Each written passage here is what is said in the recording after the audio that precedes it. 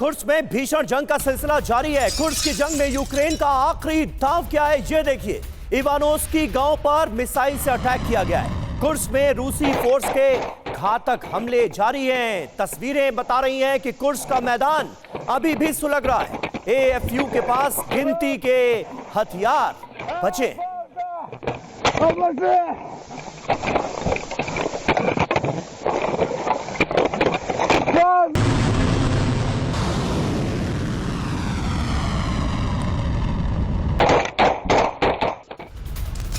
और वहीं कुर्स्क में जर्मन टैंक को तबाह किया। जी हां, रूसी पैराट्रूपर्स ने टैंक को नष्ट किया है। यूक्रेनी फोर्सेस को यह बड़ा नुकसान उठाना पड़ा है। जिस तरह से नेटो फोर्सेस के हथियार को भी तबाह किया जा रहा है, जिसका इस्तेमाल यूक्रेनी फोर्स कर रही है कुर्स्क के जंगी मैदान में। ये देखिए तस्वीर आपको दिखा रहे हैं, जर्मनी से मिला लेपर्ड टैंक जो कि कुर्स्क में इस्तेमाल किया जा रहा था। कैसे इसको ड्रोन की मदद से इस पर हमला किया गया और फिर इसे तबाह किया गया है। क्या आपने शेयर बाजार में बिना कुछ जाने इन्वेस्ट किया और नुकसान उठाया? घबराएं मत, सही तरीका जानने के लिए अभी फ्रीडम ऐप डाउनलोड करें।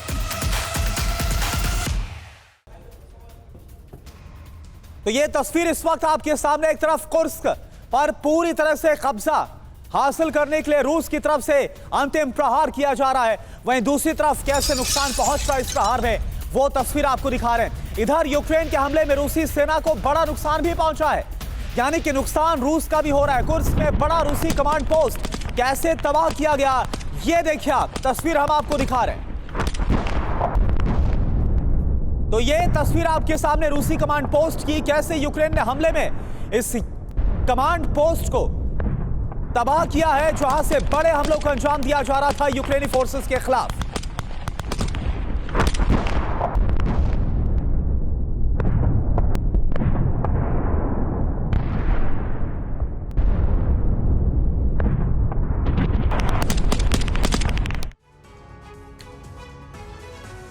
तो किस तरह से रूस के कुर्स्क से लेकर इस वक्त यूक्रेन की युद्ध भूमि में भीषण तबाही मची हुई है, और ज्यादा जानकारी आपको दे रहे हैं समीर।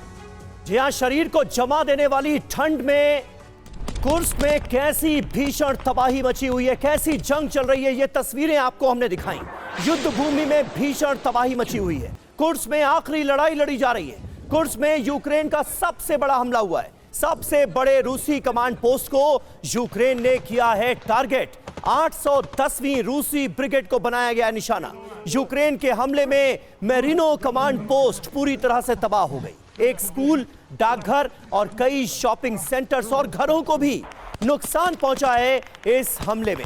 हमारे साथ इस वक्त तमाम खास मेहमान मौजूद हैं। लेफ्टिनेंट जनरल नितिन कोहली हमारे साथ मौजूद हैं, ग्रुप कैप्टन जी.के. पांडे हमारे साथ मौजूद हैं, कमांडर अतुल भारद्वाज हमारे साथ मौजूद हैं। लेकिन सबसे पहले लेफ्टिनेंट जनरल कोहली, मैं आपके पास आऊंगा। मनीष झा भी हमारे साथ स्टूडियो में मौजूद हैं। कोहली साहब, किस तरह से आप देखते हैं कुर्स्क की इस अंतिम लड़ाई को?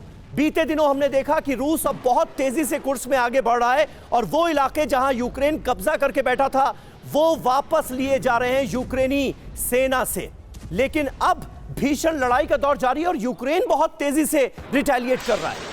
क्या वजह मानते हैं इसमें? देखिए, 20 जनवरी जब ट्रम्प टेक ओवर करेंगे, उससे पहले दोनों साइडों की ये कोशिश है कि वो ज़्यादा से ज़्यादा अपना जो इन्होंने एरिया लेना है वो ले सकें। जी, कुर्स्क में यूक्रेन ने काफ़ी फ़ौजें लगाई हैं।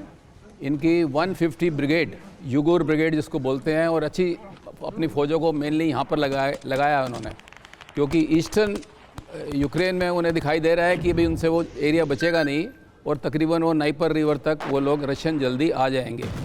तो कुर्स्क में जबकि जो एरिया शुरू में यूक्रेन ने लिया था, 45% एरिया रशिया ने दोबारा कैप्चर कर लिया है, और अभी उन्होंने वहाँ पर नॉर्थ कोरियन ट्रूप्स भी लगाए हैं और हर तरह की हथियार इनके पास में है, चाहे वो आर्टी गन है, चाहे मिसाइल से करते हैं या बॉम्ब्स हैं इनके FB-2000 3000 प्लस एयर अटैक किया जाता है। उससे रशिया काफ़ी तेज़ी से यूक्रेन को लेने की कोशिश कर रहा है। लेकिन इसमें सिर्फ ये फ़र्क एक ये है कि कुर्स्क का जो एरिया है वहाँ पे उनको काफ़ी ज़्यादा रेजिस्टेंस मिल रहा है। उन्होंने अपनी टैक्टिक्स भी चेंज करी है। उन्हें कोई टैंक वगैरह नहीं भेजा है, छोटी छोटी इन्फेंट्री की टीम्स को भेजते हैं। वो काफ़ी कवर्ड एरिया है, तो पेड़ों की उसमें 8 में लेकर के जी। छोटी छोटी टीम जाके हमला करती हैं। इसमें एक बात और इम्पोर्टेंट है, उनको रशिया के लिए कुर्स्क रीजन को 20 जनवरी से लेना पहले जो जरूरी है।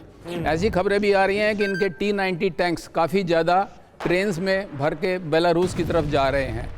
तो हो सकता है कि बेलारूस वाली साइड से, बेलारूस से कीव सिर्फ 90 किलोमीटर दूर है, हो सकता है कि उस साइड से भी रशिया कीव पर दबाव बनाए ताकि जो उसकी फौजें कुर्स्क में लगी हैं उनको बिल्कुल सही बात है। और ड्रॉ कर कुर्स्क का सकें। मैदान, यहां पर अभी बहुत इंपॉर्टेंट लड़ाई चल रही है।